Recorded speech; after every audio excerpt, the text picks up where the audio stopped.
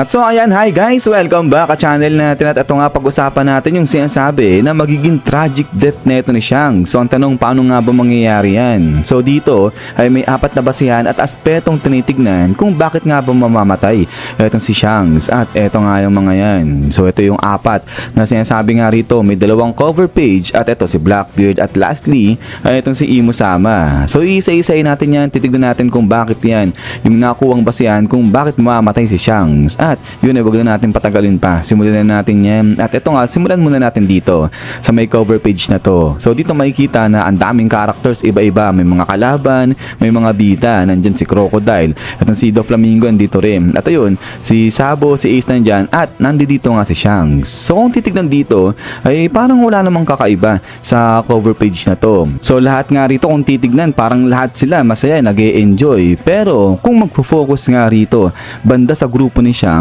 ay mapapansin itong pants ni Shanks dahil eto nga nakita na yung pants ngayon ni Shanks ay may bungo. So now, kung pagbabasihan kasi, ito yung itsura ni Shanks, yung pants niya laging suot, ay makikita nga dyan na mga parang walang mga puro spark lang, yung mga patterns lang yung suit ni Shanks at walang bahid ng skull rito. So now, alam naman natin na yung skull, nagsisimbolo yan, diba? Na it's either poisonous minsan ganyan o danger o di naman kaya kamatayan. So kaya nga ngayon, ang usap-usapan sa One Piece community ay bakit nilagyan ni Oda ng bungo etong si Shanks? Ano yan? Yung random lang bang ginawa ni Oda yan? O talagang merong gustong ipahiwatig si Oda kung bakit niya nilagay ang bungo na yan dito mismo kay Shanks? Kasi pwede naman na same pattern pa rin yung ilagay ni Oda dyan sa pants ni Shanks sa may cover page. Ayun, mga sparks, mga puro patterns, pero hindi ganun yung ginawa niya. At eto instead, naglagay siya dyan ng apoy at saka nga ng bungo. So kaya nga sinasabi na red flag yan, pwedeng mamatay etong si Shanks ibig sabihin. At yun pa, isa pa yung sinasabi nga rito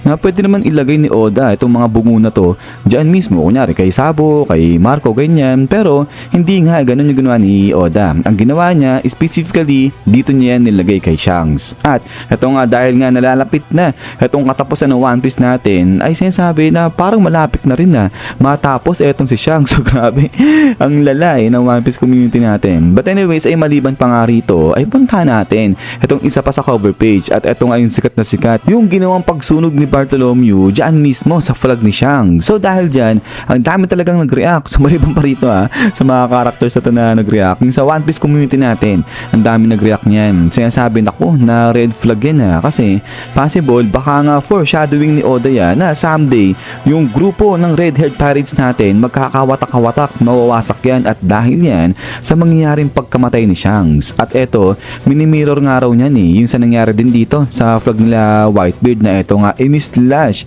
itong flag ni Whitebeard. At ito alam natin nangyari, diba? Napatay na si Whitebeard yung nangyari yan. Pero ganun pa man rin na ito nga, since na pinapakita ni Oda dito na nasusunog na itong flag nila Shanks, kaya nga possible niya na darating yung araw o yung panahon na yung grupo nila Shanks ganun din ay magkakawatak-watak nga yan dahil sa pagkamatay ni Shanks. At so ayan yung para sa mga cover page natin. At now ay puntahan naman natin dyan itong si Blackbeard. Dahil dito ay ang daming kasabi, ang daming naniniwala na itong si Blackbeard, siya yung pinakamagiging sanhi kung bakit mamamatay si Shanks. At dahil yan, dito nga sa nakuha na scar na ito ni Shanks. So ito alam natin yung istorya dyan na itong scar ni Shanks, si Blackbeard yung nagbigay sa kanya niyan. At ito interestingly, kasi kung babalikan natin yung mga nauna pang kwento nito ng One Piece natin, particularly itong panel na to na kung saan, diba itong si Shanks, pinuntahan niya itong si Whitebeard para kausapin yan. At dito ay sinabi nga ni Shanks na marami na siyang napagdaanan ng mga battles, mga gera.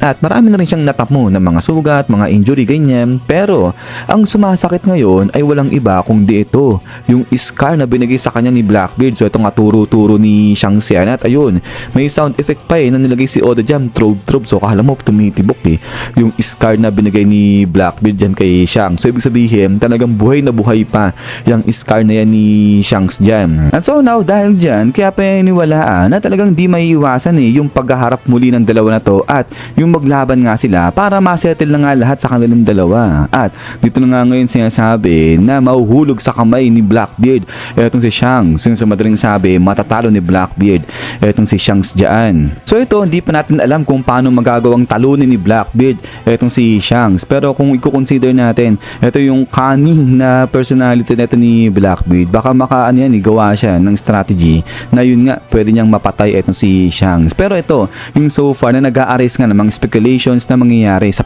muling paghaharap nito ni Shanks sa kanga ni Blackbeard.